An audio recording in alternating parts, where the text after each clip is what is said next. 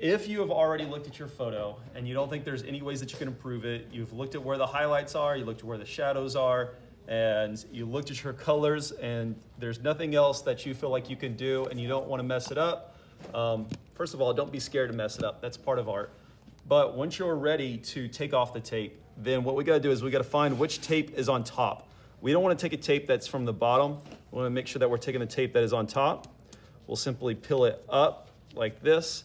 But then when you're peeling it and you get to your painting, we want to peel it back on top of itself and away from the painting. So you can see this angle I'm taking, and I'm also keeping it on the table or on itself. Let me show you at a different angle. So you can see I'm pulling it away from the painting, but on top of itself. So you're doubling it back like this. Going slowly actually does help. It helps not get it, not tear the paper or rip into the paint.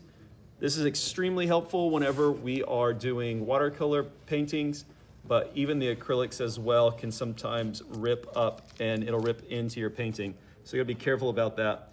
You wanna make sure your paint is dry and your paper's dry. You don't want it to be wet while you're doing this. But I'm just peeling away from itself and on top of it, or on top of itself and away. If I get a tear like this, where it does this number, then you simply start from the other side.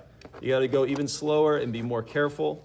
Maybe take an angle that's a little straighter back so that we could take that off. Okay, be careful, take your time, and you can start to take off your tape.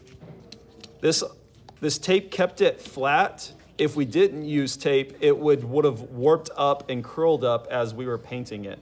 So that's why we put tape down. There we go.